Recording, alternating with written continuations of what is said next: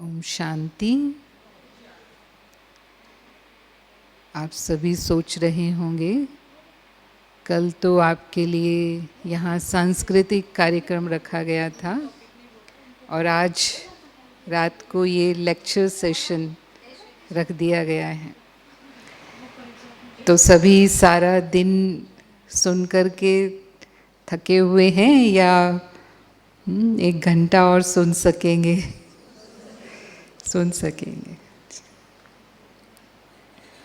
तो विषय है सुखी पारिवारिक जीवन के लिए मूल्य। वैसे तो 2 दिन से इस विषय पर कुछ ना कुछ कहा ही जा रहा है। हम सब महिलाओं का संबंध विशेष रूप से परिवार से होता है।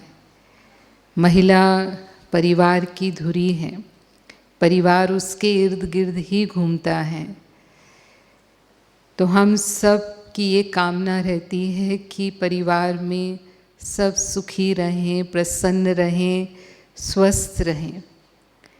लेकिन फिर भी कई बार ऐसी स्थितियां उत्पन्न हो जाती हैं कि चाहते हुए भी हम अपने परिवार को सुखी नहीं रख पाते।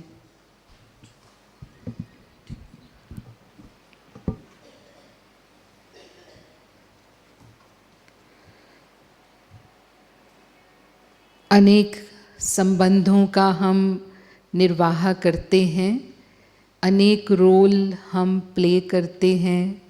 और यदि वर्किंग हैं तो फिर ऑफिस में जाते हैं, वहाँ पर अफसर हो सकते हैं या एम्प्लॉय हो सकते हैं, वो भी एक रोल हो जाता है हमारा।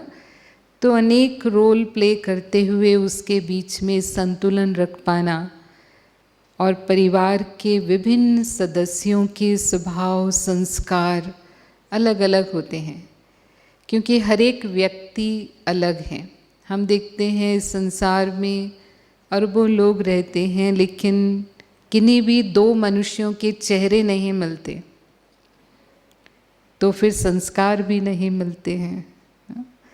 जब संस्कार नहीं मिलते हैं तो विचारों की भी भिन्नता है, तो कहीं ना कहीं परिवारों में टकराव होता है, आपस में ऊंच नीच हो जाती है।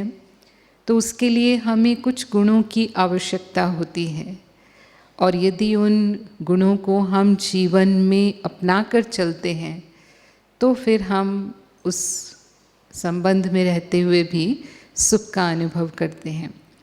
तो विशेष रूप से जब माता पिता और बच्चों के संबंध की बात आती है, सबसे ज़्यादा वर्तमान समय में जो संघर्षपूर्ण संबंध है, आज माता पिता और बच्चों का संबंध है।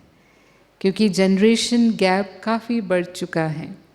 संसार में इतनी तीव्र गति से परिवर्तन हुए हैं पिछले 10-20 सालों में, जो पिछले शायद 100-500 साल में भी नहीं हुए। जो हमारे जीवन मूल्य रहे वो आज की पीढ़ी के जीवन मूल्यों से बहुत भिन्न हो चुके हैं। तो आज माता पिता यदि बच्चों को अपने मूल्य देना चाहते हैं तो बच्चे उसका विरोध करते हैं। बहुत सारी स्थितियां ऐसी उत्पन्न हो जाती हैं जब माता पिता सोचते हैं हमारे बच्चे हमको समझ नहीं सकते हैं, कहना नहीं मानते हैं, या जो मार्गदर्शन हम इनको देते हैं उसको ये महत्व नहीं देते हैं, अपनी ही तरह से अपना जीवन जीना चाहते हैं, या ज़्यादा समय वो सोशल मीडिया में व्यतीत करते हैं, मोबाइल में मैसेजेस में लगे रहते हैं, इंटरनेट है या अनेक प्रकार के और भी जैसे टेलीविज़न है, जो भी वर्तमान साधन है, जो गैजेट्स मिले हुए हैं, उसमें ज़्यादा वो चले जाते हैं। तो हमें उनको कंट्रोल करना बहुत मुश्किल लगता है। तो 2 तरह के आचरण दिखाई देते हैं बच्चों के प्रति। कई माता पिता बहुत सख्त होते हैं और बहुत ज़्यादा नियमों को बच्चों को पालन करने का निर्देश देते हैं। जब बहुत सख्त अनुशासन होता है तो वो डर जाते हैं, बच्चे ज़रूर कोशिश करते हैं कि वो आपकी बात माने और उसके कारण वो दबे दबे रहते हैं। इससे उनमें हीन भावना आने लगती है, उनका आत्मविश्वास कम हो जाता है। और कुछ माता पिता ऐसे होते हैं जो अपने बच्चों को बहुत स्वतंत्रता देते हैं। ठीक है, इनको जैसा जीवन जीना है, इनको अपना जीवन जीने का अधिकार है। बहुत लाड प्यार देते हैं बच्चों को, बहुत प्रेम देते हैं। उसका कारण होता है कि वो खुद बहुत व्यस्त रहते हैं और उनके पास बच्चों के लिए समय ही नहीं होता है। तो सोचते हैं कि बच्चे इनमें लगे रहेंगे तो वो माँ बाप को याद नहीं करेंगे या माँ बाप की कमी को वो महसूस नहीं करेंगे। तो जो बच्चे चाहते हैं, क्योंकि धन की तो कमी नहीं है, दोनों ही माता पिता कमा रहे हैं, तो जो साधन बच्चों को चाहिए वो सब बहुत प्रेम से, खुशी से उनको लेकर के देते हैं। बस एक ही चीज़ की कमी होती है कि समय नहीं है, उनको बच्चों के लिए समय नहीं है। तो ऐसे बच्चे भी निरंकुश हो जाते हैं और फिर पता चलता है कि एक आयु के बाद आपका उन पर बिल्कुल नियंत्रण नहीं है, आप प्रेम नहीं दे पाए बच्चों को उतना, तो फिर वो दूसरी जगह प्रेम ढूंढने लगते हैं और कई बार वो भटक जाते हैं, कई बार व्यसनों में भी लिप्त हो जाते हैं, गलत कदम उठा लेते हैं अपने जीवन में, गलत संग में पड़ जाते हैं। और जब तक हमें होश आता है तब तक बात काफ़ी आगे निकल चुकी होती है और फिर पछताने के सिवाय हमारे पास और कुछ नहीं रहता है। तो यहाँ पर छोटेपन से ही बच्चों को हम 2 दिन से ये बात कर रहे हैं कि यदि हम सही संस्कारों का सिंचन करते हैं, 1 से 5 वर्ष तक की जो आयु होती है वो बच्चों को प्रिंस की तरह पालने की होती है। आप भरपूर उनको प्यार दीजिए, जो भी आप उनकी परवरिश में बहुत ही अच्छी तरह से जो भी कर सकते हैं वो करिए। लेकिन 5 से 15 साल की जो उम्र होती है वो संस्कारों को देने की होती है, संस्कारों के बीज बोने की होती है। और उस समय जो आप बच्चों को सिखाते हैं वो जीवन पर्यंत उनके साथ रहता है। और फिर 15 साल की उम्र के बाद आप उनके दोस्त बन जाइए। 5 से 15 साल तक आप टीचर बन जाइए, भले ही सख्त रहें, अनुशासन सिखाएं, यहाँ पर प्रेम और अनुशासन का संतुलन बना रहे। अनुशासन सिखाना भी ज़रूरी है। कभी कभी हमें, जैसे हम पतंग उड़ाते हैं तो पतंग को हमें खींचना पड़ता है और कभी कभी हमें उसे ढील देनी पड़ती है। तो जहाँ खींचना है यानी नियम सिखाना है, उसमें कभी हमें सख्त भी होना पड़ता है, तो भले हम सख्त हो जाएं।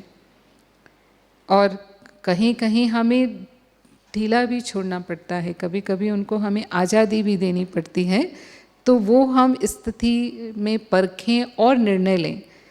सही निर्णय हम लेंगे तो उनके सही व्यक्तित्व का विकास होगा, जैसा हम व्यक्तित्व चाहते हैं।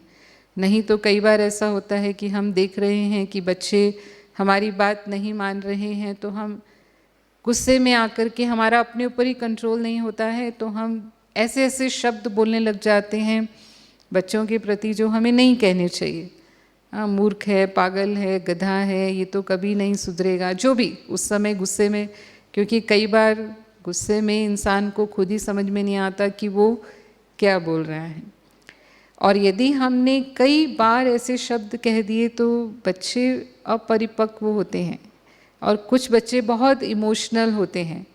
वो आपके उन शब्दों को वैसे का वैसा ही स्वीकार कर लेते हैं जैसा हम उनको कह रहे होते हैं, और फिर वही उनके जीवन में असफलता का कारण बनने लगता है, क्योंकि उनका सेल्फ एस्टीम कम हो जाता है। वैसे सोचते हैं कि मेरे माता पिता मेरे बारे में ऐसा सोचते हैं। वो ज़रूर किताब उठा के पढ़ते हैं आपके डांटने से या आपके कहने से, लेकिन वो सचमुच पढ़ नहीं रहे होते। उनके मन में वही चलता रहता है जो माँ ने गुस्से में कहा या जो पिता ने गुस्से में कहा। तो ज़रूर हमें जो उन्हें सिखाना है सिखाएं, लेकिन कई बार हमें भी धैर्य रखना होता है। हो सकता है जो हम उन्हें समझाना चाह रहे हैं उनको एक बार में समझ में नहीं आती बात, तो आपको 2 बार कहना पड़ सकता है, आपको 3 बार कहना पड़ सकता है, उससे भी ज़्यादा बार कहना पड़ सकता है, लेकिन हमेशा उनको प्यार से समझाएं, उनको ऐसा क्यों करना चाहिए, क्यों नहीं करना चाहिए। अगर बच्चे सोशल मीडिया में बहुत ज़्यादा हैं तो कहीं ना कहीं हम भी सोशल मीडिया में होते हैं। वो देखते हैं मेरी माँ टेलीविज़न देख रही है, मेरी माँ फेसबुक पर है, या मेरी माता जी जो हैं वो व्हाट्सएप चेक करती रहती हैं, और अगर मैंने भी किया तो क्या गलत किया। तो जो चीज़ हम नहीं छोड़ सकते वो हम बच्चों से छोड़ने की अपेक्षा करते हैं ना। आज का तो समय ही वो है, हम पीछे तो अब नहीं जा सकते हैं। जहाँ तक ज़माना आ चुका है हमें ज़माने के साथ ही चलना है, तो बच्चे भी ज़माने के साथ ही चलेंगे।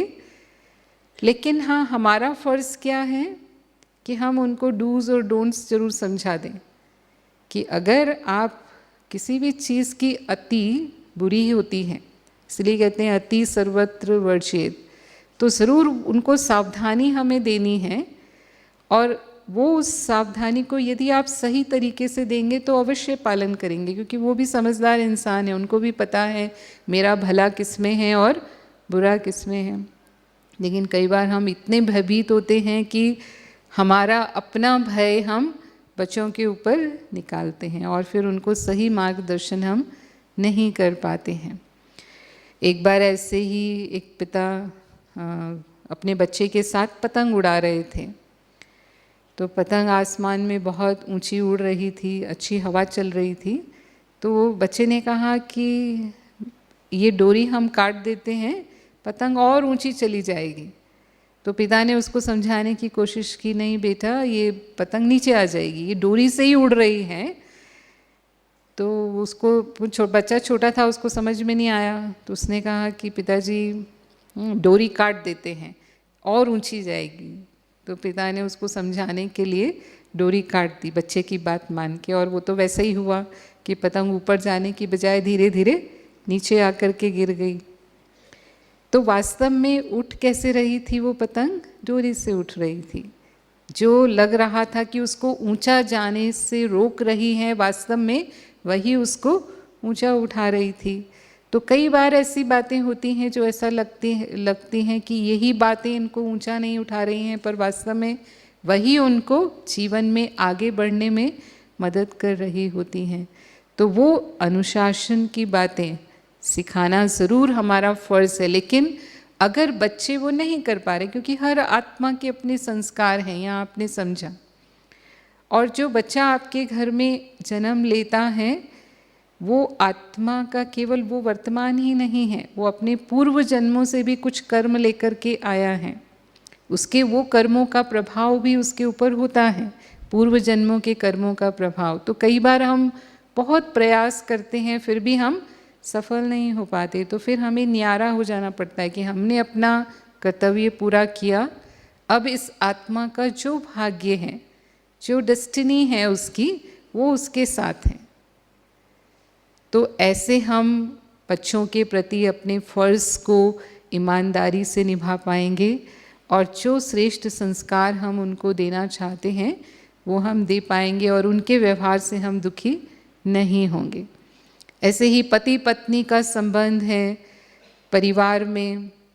कई बार पति की अपनी पत्नी से बहुत अपेक्षाएं होती हैं, उन्होंने अपनी पत्नी को कोई बात कही, मानती हैं, उसी अनुसार कार्य करती हैं, तब तो खुश रहते हैं। लेकिन यदि वो उनकी बात को किसी कारण से नहीं मानती हैं और वो नहीं करती है जो पति ने कहा, तो पति को बहुत गुस्सा आता है कि मेरी पत्नी मेरी ही बात नहीं मानती है। और कई बार थोड़ा अहम तो होता ही है, अहंकार और क्रोध दोनों का संबंध है। क्रोध के पीछे कहीं ना कहीं सूक्ष्म अहम होता है, तभी वो क्रोध का रूप ले लेता है, और फिर दोनों में कलह शुरू हो जाती है। कई बार इतनी नाराज़गी होती है कि आपस में एक दो से बात भी नहीं करते हैं, एक ही छत के नीचे रहते हैं लेकिन दिनों तक आपस में बातचीत नहीं हो रही है। फिर माध्यम बच्चों को बनाते हैं, हाँ बेटा अपनी मम्मी को ये कह देना, या मम्मी कहेगी अपने पापा को ये कह देना। और ऐसा माहौल होता है तो बच्चे के ऊपर उस माहौल का क्या असर पड़ेगा। हमने अपने परिवार में ये कई बार देखा, हमारे माता पिता ऐसे ही झगड़ते थे और फिर कई दिनों तक उनके बीच में आपस में बातचीत नहीं होती थी और फिर हमें यूज़ करते थे वो। तो ऐसा कई परिवारों में हो जाता है। और सिर्फ बीच में अहम, कौन झुके, दोनों में से कोई भी अपनी गलती मानने को तैयार नहीं है। या पत्नी की अपने पति से जो अपेक्षाएं होती हैं, अगर वो पति पूरा नहीं कर पा रहे हैं तो पत्नी नाराज़ हो जाती है। एक बार ऐसे ही दोनों में से यदि कोई, जैसे हारमनी, उस दिन दादी जानकी जी ने बताया था, मैंने हारमनी कब होती है, मैंने हार मान ली। और यदि मैंने हार नहीं मानी तो हम अपनी जिद पर मैं सही हूँ और फिर हम उसको सिद्ध भी करते हैं। कितना उसके पीछे हम बहस करते हैं, बात कितनी बढ़ती जाती है और जीवन में अशांति। उसका परिणाम क्या होता है, यही होता है, घर का सुख समाप्त हो जाता है। तो ऐसे एक पति पत्नी थे, दोनों ही बहुत गुस्से वाले स्वभाव के थे। घर में छोटी छोटी बात में झगड़ा होता था। एक गुस्से वाला हो, दूसरा शांत हो तो स्थिति इतनी नहीं बिगड़ती है, लेकिन दोनों ही गुस्से वाले थे। तो घर में रोज़ ही कलह होती थी, कोई दिन ऐसा नहीं होता था जिस दिन घर में कलह नहीं होती थी। तो एक बार उनकी पड़ोसन आई, उसने कहा कि बहन जी, मैंने अपने घर में कथा रखी है। जैसे कई लोग कथा करते हैं, कीर्तन करते हैं अपने घर में, तो ऐसे ही उसने कथा रखी थी। तो उसने निमंत्रण दिया।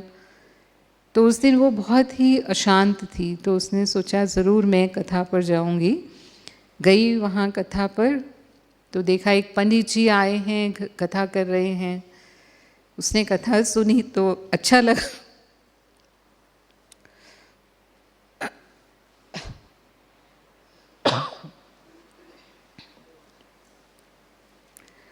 फिर उसने सोचा क्यों नहीं मैं इनसे ही पूछूं, ये पंडित जी हैं, मेरा मन बहुत ही अशांत रहता है, ये मुझे कुछ उपाय बताएं। तो बातचीत की तो पंडित जी ने सारी बात सुनी और उनको समझ में आई। तो उन्होंने कहा कि देखो बहन, मैं तुम्हें उपाय बताऊंगा, लेकिन मेरी एक शर्त है। अगर तुम उस शर्त को मानने के लिए तैयार हो तभी मैं वो उपाय बताऊंगा। तो उसने कहा आप जो कहेंगे मैं मानने के लिए तैयार हूँ। तो उन्होंने एक पानी की बोतल मंगाई और उसे दिया, कहा कि जब तुम्हारे पति गुस्सा करते हैं तो इसमें से कुछ घूंट पानी तुम अपने मुंह में रख लेना। पानी पीना नहीं है, जब तक आपके पति बोलते रहते हैं तब तक ये पानी मुंह में रहेगा, पीना नहीं है। तो वो समझ गई, जैसे आप में से कुछ बहनें समझ गई, मुस्कुरा रहे हैं ऐसे, वो भी समझ गई। तो अब लेकिन पहले से ही उन्होंने वादा ले लिया था कि पानी पीना नहीं है। तो उसने चुपचाप पानी लिया और घर चली गई। वहाँ रोज़ की बात थी, कोई बात हुई, पति गुस्सा करने लगे। अब आज वादे के अनुसार उसने पानी मुंह में रखा था तो बोल नहीं सकती थी, चुप थी, बोलना चाहती थी लेकिन पंडित जी से वादा किया था तो चुप। पति ने सोचा क्या हुआ है आज, इसको इतनी शांत कैसे है, रोज़ तो बराबर का जवाब आता है, आज तो बिल्कुल शांति है। उन्होंने और ज़ोर ज़ोर से बोला कि ये कुछ जवाब देगी, लेकिन उन्होंने कोई जवाब नहीं दिया क्योंकि मुंह में पानी था। ठीक है, थोड़े समय के बाद पति शांत हो गए, क्योंकि ताली तो दोनों हाथ से बजती है। जब एक बोल रहा है दूसरा नहीं बोल रहा है तो कितना बोलेंगे, तो जल्दी चुप हो गए आज। फिर दूसरे दिन भी कुछ बात हुई, उन्होंने गुस्सा करना शुरू किया, आज भी उसने पानी मुंह में रख लिया, शांत थी। फिर उनको लगा कि आज भी नहीं बोल रही है, तीसरे दिन भी नहीं बोली। तो उन्होंने कहा क्या इसने अपने आप को बदल लिया है, उसके मन में विचार चलने लगा। तो फिर उन्होंने सोचा थोड़ा ट्राई करके देखते हैं, जानबूझ के थोड़ा सा कोशिश की गुस्सा दिलाने की, लेकिन वो तो अपने वादे के अनुसार हर बार पानी मुंह में रखती थी तो चुप रहती थी। तो जब कई बार ऐसा हो गया और उनको पक्का निश्चय हो गया कि मेरी पत्नी ने बदल लिया है अपने आप को, तो फिर उनका ध्यान खुद पर गया कि मैं शायद छोटी छोटी बातों पर ज़्यादा ही गुस्सा करता हूँ, मुझे भी इतना गुस्सा नहीं करना चाहिए।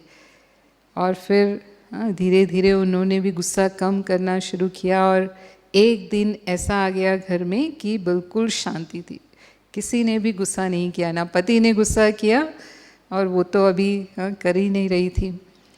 तो वो इतनी खुश हुई, उसने सोचा कि पंडित जी की तरकीब ने काम किया है, मुझे उनको धन्यवाद देना चाहिए। तो वो गई वहाँ और उन्होंने कहा, पंडित जी मैं नहीं जानती मैं आपका कैसे शुक्रिया करूं। सचमुच आपके इस पानी ने मेरे नर्क जैसे घर को स्वर्ग बना दिया है, लेकिन वो पानी खत्म हो गया है। हाँ, तो उन्होंने कहा कि वो पानी कोई मंत्र वाला पानी नहीं था, वो पानी सिर्फ पीने का पानी था, लेकिन आपको सिखाने के लिए था कि जब आपके पति गुस्सा करते हैं उस समय आप थोड़े समय के लिए शांत रह जाओ, और देखो आप शांत रही तो कितने अच्छे परिणाम मिले आपको। आप ऐसे ही सदा शांत रहो, आपका घर सदा ही स्वर्ग रहेगा। तो कई भाई बहनें कहते हैं कि बहन जी ये कहानी तक ठीक है, लेकिन सचमुच जब ऐसा होता है तब हम चुप नहीं रह सकते। चुप रह सकते हैं नहीं रह सकते, आपसे पूछते हैं हम, हाँ क्या कहेंगे? जो समझते हैं हम रह सकते हैं। हाँ हाँ, खासकर पति जब गुस्सा करते हैं, नाराज़ होते हैं किसी बात को, तो भी हम शांत रह, कई तो रहते हैं सचमुच शांत, क्योंकि समझते हैं, एक आपसी समझ होती है कि पति की कमज़ोरी कहाँ है, तो उसको समझ के बिल्कुल उस समय चुप रह जाते हैं। हाँ, तो वो तो अपने घर में शांति बनाए रख पाते हैं। लेकिन जो नहीं रह पाते हैं और अगर वो समझते हैं कि अभी हम शांत रह सकते हैं, वो हाथ उठाइए। सोच सोच के हाथ उठा रहे हैं अच्छे से हाथ उठाइए। हाँ, तो देखिए आप अपने लिए ताली बजाइए। हाँ, मुबारक हो आपको। अगर इस सम्मेलन से ये भी परिवर्तन आप करके जाते हैं तो ये भी इसकी एक सफलता है, क्योंकि गुस्सा करना जीवन में सबसे बड़ा दुख और अशांति का कारण बनता है। अगर हम शांत रह जाते हैं थोड़े समय के लिए, अगर हम शांति से जवाब देते हैं किसी को, तो फर्क पड़ता है। मानो हम शांत रह गए, हमें अपनी बात कहनी है, ज़रूर कहें, ऐसे नहीं कि अपनी बात हमें नहीं कहनी है, हमें अपने मन को दबा देना है, लेकिन तुरंत मत कहिए, रिएक्ट मत करिए। नॉर्मली हम क्या करते हैं, रिएक्ट करते हैं। गुस्से में अगर हम जवाब देते हैं, मानो किसी ने गुस्सा किया और उसी समय मैंने जवाब दिया, तो हमारा जवाब भी गुस्से वाला होगा, क्योंकि गुस्से ने गुस्से को ही जन्म दिया। लेकिन उस समय हम शांत रह जाते हैं तो बाद में हम वही बात धीरज से कहेंगे, प्रेम से कहेंगे, थोड़ा रिस्पेक्ट दे करके कहेंगे, तो फर्क पड़ जाता है।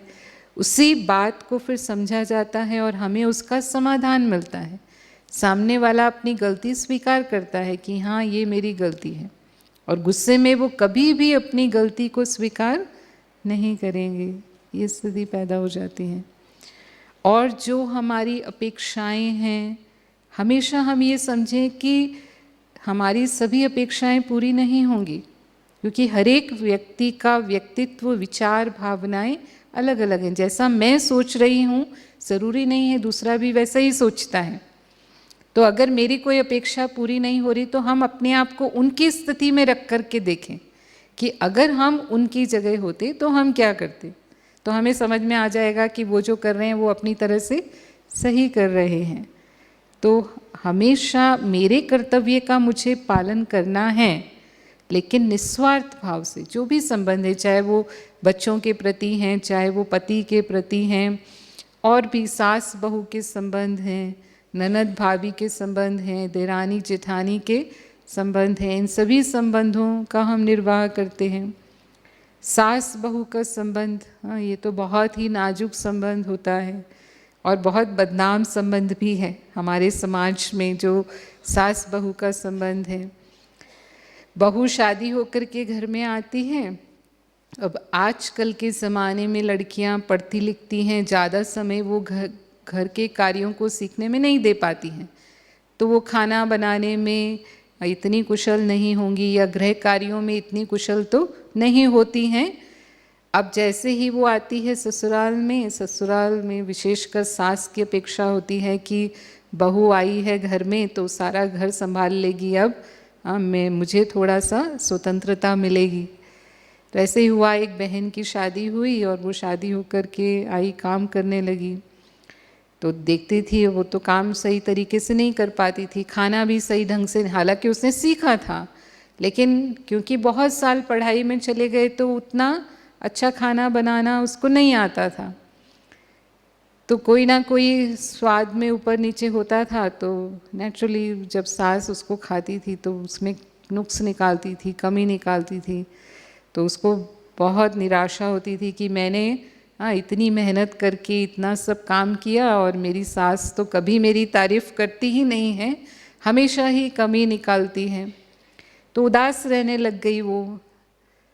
तो पति ने पूछा कि क्या बात है, खुश नहीं रहती हो, इतना उदास रहती हो, क्या कारण है, जानने की कोशिश की। तो उसने सोचा कि मुझे नहीं कहना चाहिए, तो बहुत उसने छुपाने की कोशिश की कि मैं ना बताऊं, लेकिन जब पति पीछे ही पड़ गए तो फिर आखिर उसने बता दिया कि मैं जो भी काम करती हूँ वो पसंद नहीं आता है माँ जी को, और वो मेरे से नाराज़ होती हैं और मेरा मन खराब हो जाता है।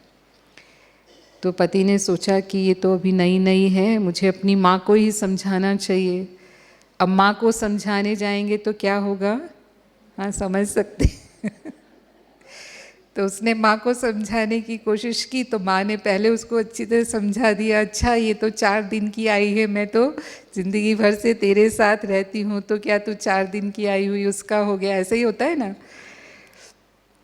खैर जो भी था, मतलब तो मेरे कहने का भाव ये है कि जो नया व्यक्ति घर में आया है वो एक दूसरे परिवार से आया है, उसके घर की परंपराएं अलग हैं, हो सकता है उनकी संस्कृति भी, उनकी पृष्ठभूमि भी अलग रही, हमारे घर में हमारे तौर तरीके अलग हैं, तो उसको ढलने में टाइम लग सकता है।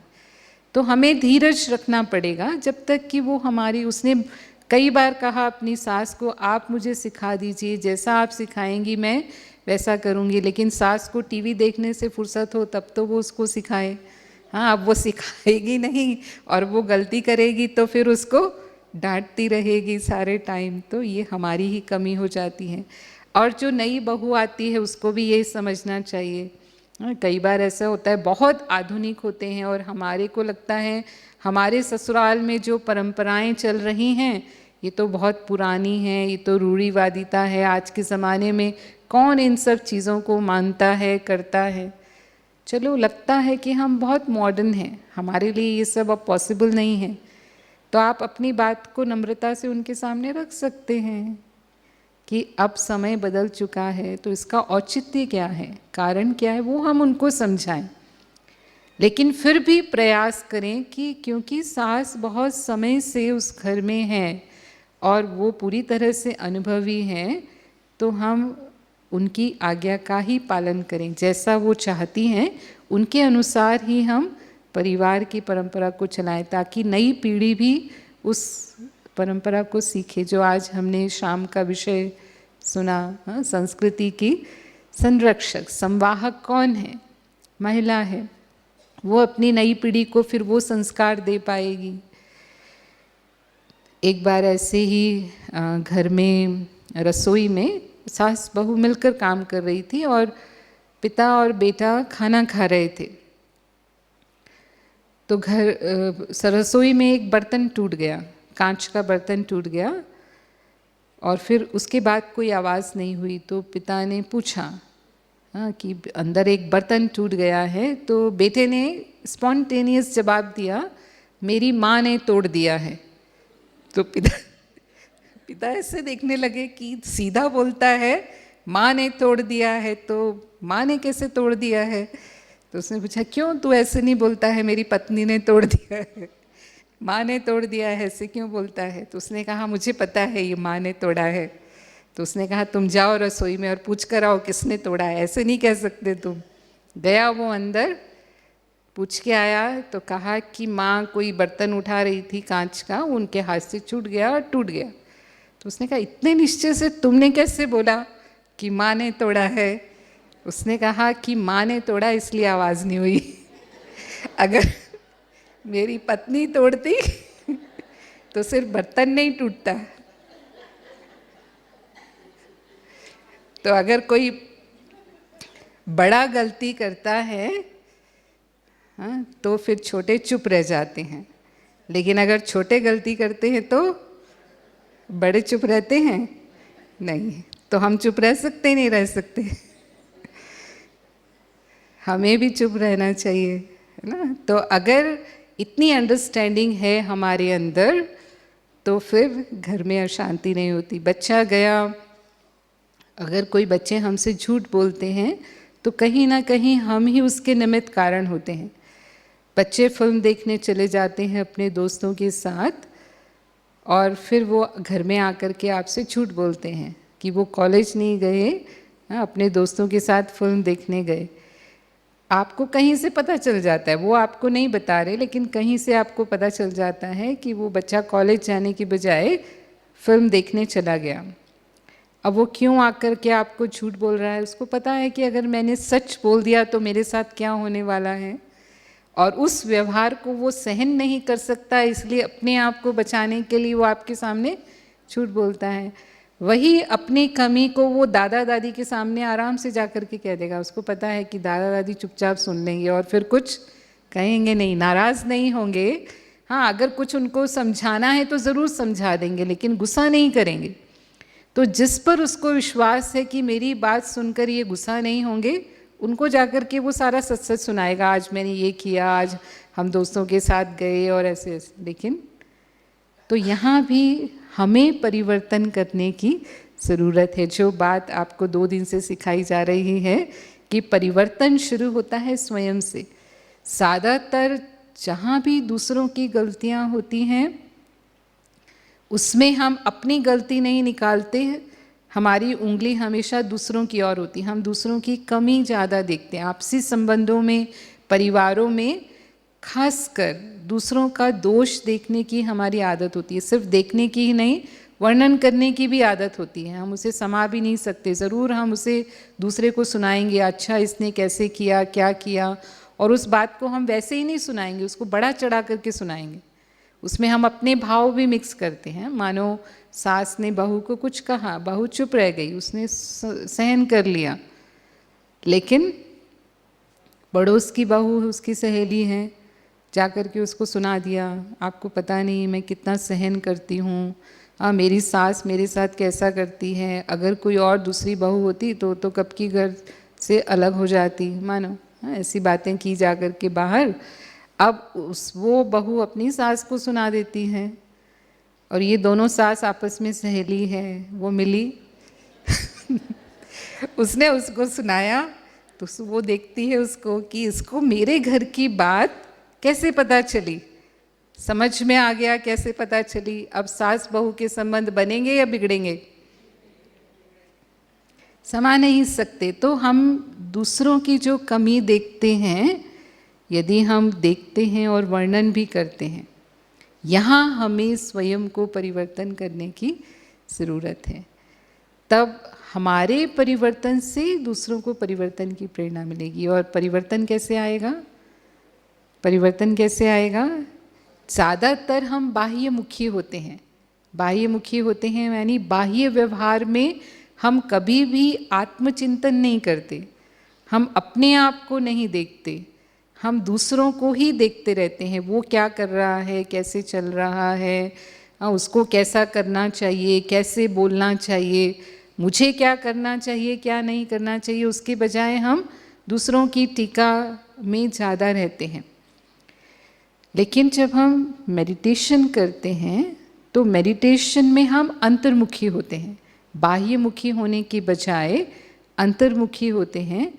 तब हमें आत्मनिरीक्षण का अवसर मिलता है। जो भी संबंधों में समस्याएं पैदा हो रही हैं, और भी बहुत सारी समस्याएं आती, तो कुछ समस्याओं की बात हमने की, लेकिन और भी बहुत स्थितियां पैदा होती हैं घर परिवार में। जैसे आपस में ईर्ष्या हो गई, किसी को देख करके हम तुलना करते हैं, ये भी हम 2 दिन से बातें कर रहे हैं।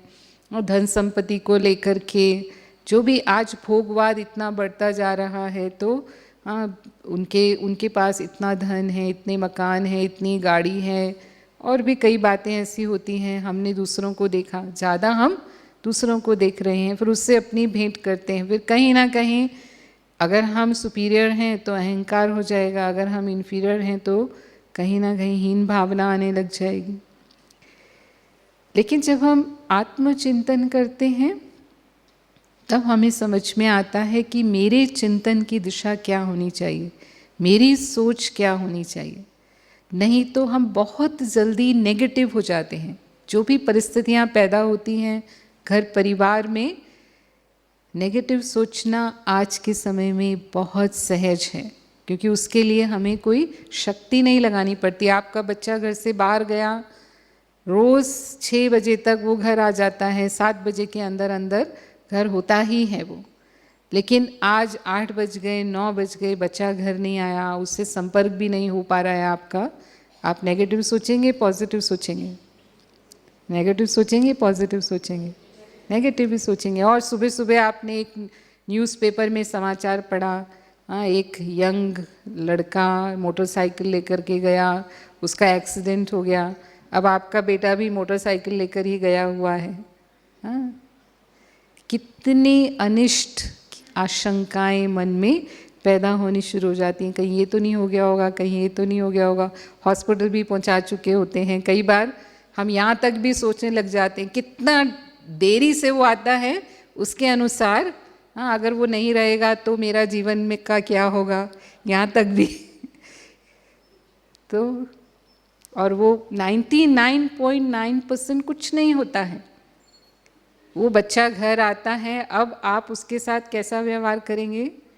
इतना नेगेटिव सोच के आपके मन में भय, चिंता, टेंशन हो चुका है, वो सारा प्रेशर कहाँ निकलने वाला है? कहते हैं वो दूसरे प्रेशर कुकर में तो सीटी होती है, वो सीटी बजती है तो हाँ, लेकिन इस प्रेशर कुकर की सीटी तो नहीं है, वो कहाँ निकलने वाली है? फिर वो बच्चे समझते हैं हो सकता है कोई जेन्युइन कारण ही रहा होगा, बिना जेन्युइन कारण के तो वो लेट नहीं हुआ होगा। लेकिन हम सुनने के लिए बिल्कुल तैयार नहीं हैं। उसको क्या करना चाहिए वो हम बताना चाहते हैं। फिर वो बच्चे समझते हैं कि मेरे माँ बाप तो मुझे बिल्कुल भी समझ नहीं सकते हैं, और यहाँ से ही माता पिता और बच्चों की दूरी बढ़ने लग जाती है। कारण नेगेटिव सोचते हैं। तो ऐसे ही कई बार जो व्यवहार होता है, जैसे पति व्यसनी हो जाते हैं और फिर पत्नी के साथ कई बार घरेलू हिंसा होती है, उसकी वजह से शराब पीकर आते हैं। ये यूनाइटेड नेशंस का एक आंकड़ा है कि 33% महिलाएं पूरे विश्व के अंदर किसी न किसी स्तर पर घरेलू हिंसा का शिकार होती हैं। उन्हें शारीरिक या मानसिक रूप से प्रताड़ित किया जाता है, और वो तभी होता है जब व्यसन लेते हैं, शराब पीते हैं या ड्रग्स लेते हैं, तब उनका कंट्रोल समाप्त हो जाता है अपने ऊपर से। तो यदि ऐसा है, कई बार तो पत्नी को स्वयं ही जिम्मेवारी लेकर के अपना पूरा घर संभालना पड़ता है। बच्चों की भी जिम्मेवारी उसे संभालनी पड़ती है, क्योंकि पति का सारा धन जो है वो व्यसन में खर्च होने लग जाता है। और कई बार बच्चे भी उससे प्रभावित होते हैं, बच्चे भी पति से वो व्यसन लेना सीखने लग जाते हैं। एक बार ऐसे एक व्यक्ति के 2 बेटे थे, एक बड़ा बेटा था और छोटा बहुत छोटा था, और पति शराबी था, वो व्यक्ति शराबी था। तो लगभग हर दिन वो घर में शराब पीकर आता था, रात को देर से घर पहुंचता था। पत्नी उसके ऊपर नाराज़ होती थी, क्योंकि कभी भी पति शराब पीकर आएगा तो पत्नी तो खुश नहीं होगी, तो गुस्सा होती थी। तो वो गुस्से में उसको कई बार लगा देता था। बड़ा बेटा ये सारा दृश्य देखता था तो उसे नहीं पसंद आता था। उसे लगता था कि मेरे पिता ऐसा व्यवहार करते हैं मेरी माँ के साथ, तो उसको अपने पिता से भी नफ़रत हो गई, और वो जो शराब पीता था उससे भी उसे नफ़रत हुई। और उसने अपने जीवन में ये डिसाइड कर लिया कि मैं कभी भी ऐसी शराब नहीं पीऊँगा।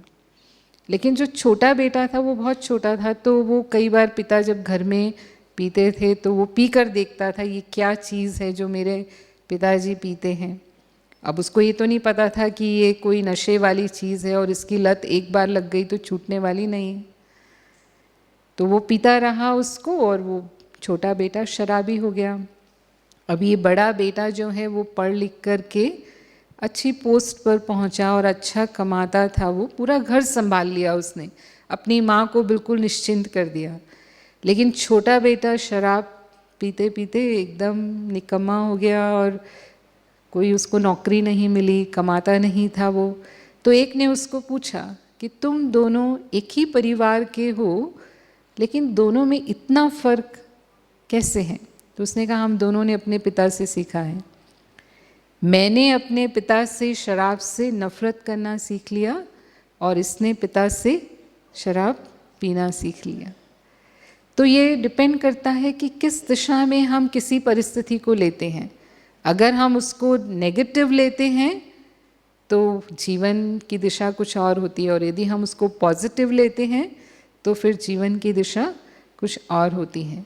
तो जब हम आध्यात्मिकता का अभ्यास करते हैं तब हम जीवन की कई परिस्थितियों में ये समझ पाते हैं कि मुझे अपने जीवन में कौन सी दिशा लेनी है।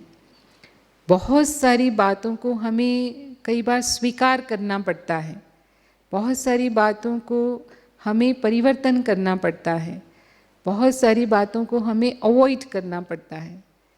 तो ये समझना कहाँ मुझे स्वीकार करना है। मानो मेरे परिवार के जो साथी हैं वो मेरे अनुकूल नहीं हैं, उनका स्वभाव संस्कार मेरे से बिल्कुल अलग है, पर मुझे उनके साथ ही रहना है, उनके साथ ही मुझे काम करना है। तो मुझे स्वीकार करना होगा ये जो भी हैं जैसे हैं इनको समझ के मुझे अपना जीवन यापन करना है, तभी मैं भी सुखी रहूँगी और इनको भी मैं सुख दे सकूँगी। तो उनको स्वीकार कर लें, उनकी कमियों सहित हम स्वीकार करें। हम अच्छी तरह जानते हैं इनके अंदर ये कमियां हैं और ये विशेषताएं हैं। हर एक इंसान के अंदर गुण भी होते हैं और कमियां भी होती हैं। हमारे अंदर भी कुछ कमियां हैं और कुछ गुण भी हैं। तो जब हम अपनी कमियों को स्वीकार करते हैं तो दूसरों को भी हमें उनकी कमियों सहित स्वीकार करना है। तो स्वीकार करेंगे तो फिर हमें उनके साथ रहने में टेंशन नहीं होगा। और परिवर्तन हम अपने स्वभाव में हमेशा ला सकते हैं, दूसरों को हम परिवर्तन नहीं कर सकते। आप ज़रूर उनको राय दे सकते हैं लेकिन दूसरों की ज़िंदगी हमारे कंट्रोल में नहीं होती है, लेकिन हमारी ज़िंदगी हमारे कंट्रोल में। अगर मुझे समझ में आता है कि मुझे बहुत गुस्सा आ जाता है और मुझे इतना गुस्सा नहीं आना चाहिए, मैं गुस्से में पता नहीं क्या क्या कह जाती हूँ, ऐसे शब्द मुझे नहीं बोलने चाहिए, तो मुझे अपने को चेंज करना है। हो सकता है कि मैं जब अपने आप पर मेहनत करूँगी तो मुझे कुछ समय लगेगा, लेकिन अपने आप को मैं बदल सकती हूँ, ये मेरी शक्ति है।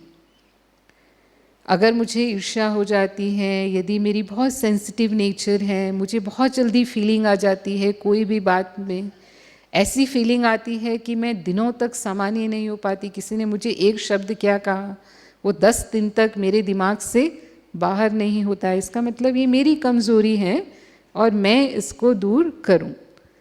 तो यहाँ स्पिरिचुअलिटी हमको मदद करती है हमारे व्यक्तित्व को मजबूत बनाने में, हमारे व्यक्तित्व को परिवर्तन करने में। तो वो चेंज मुझे अपने अंदर ले आना है। कुछ बातों को हम अवॉइड करते हैं। संसार की कई बातें, आज पूरी दुनिया एक ग्लोबल विलेज है। हम कमरे में बैठ कर के वो समाचार सुनते हैं दुनिया के दूसरे कोने में क्या हो रहा है, उसका असर मेरे ऊपर आता है, मेरे घर का वातावरण उससे प्रभावित होता है।